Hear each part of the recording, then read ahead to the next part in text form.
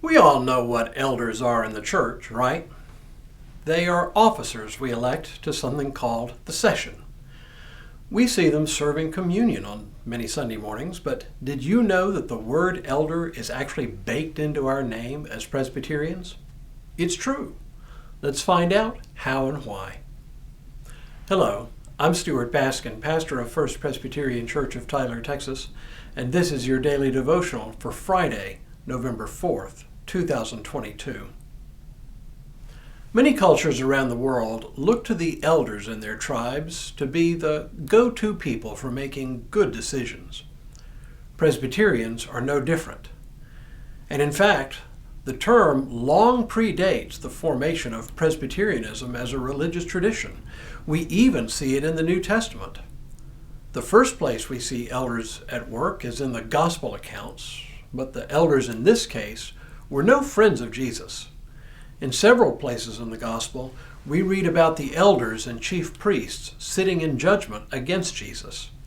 For example, in the Gospel of Matthew we read, "Then the chief priests and the elders of the people gathered in the palace of the high priest, who was called Caiaphas, and they conspired to arrest Jesus by stealth and kill him. But they said, 'Not during the festival, or there may be a riot among the people.'"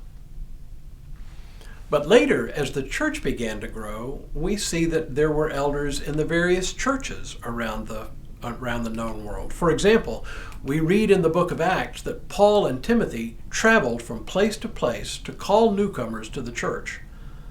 The writer of Acts tells us that they reported certain decisions made by the leaders of the church in Jerusalem, saying, as they went from town to town, they delivered to them for observance the decisions that had been reached by the apostles and elders who were in Jerusalem.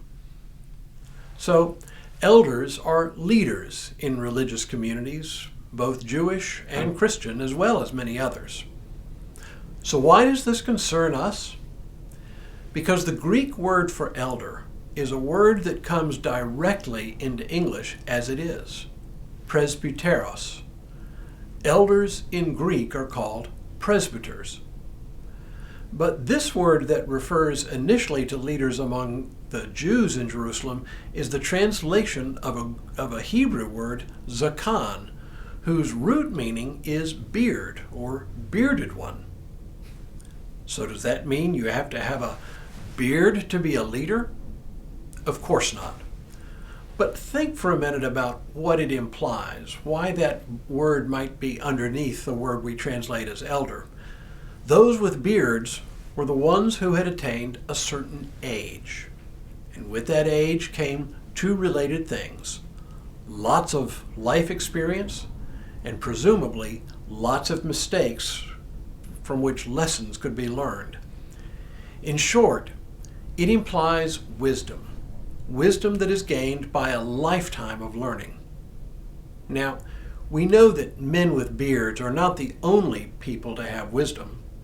Wisdom is certainly not limited to males. Women are just as wise as men, or should I rather say, there are as many wise women as there are wise men, maybe even more. And just because someone has reached a certain age doesn't mean that they have gained wisdom. There are lots of people who continue to be foolish even into old age. Conversely, there are young people who have developed wisdom even in spite of their youth.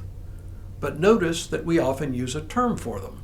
We often call them old souls, implying that they possess wisdom beyond their years.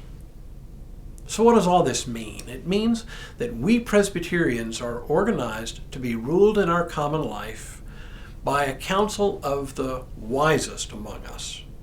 Of course, it doesn't always work that way.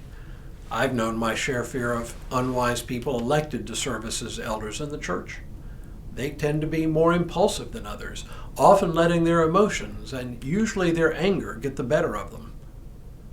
By contrast, we expect our elders to possess those qualities of maturity we usually associate with wisdom.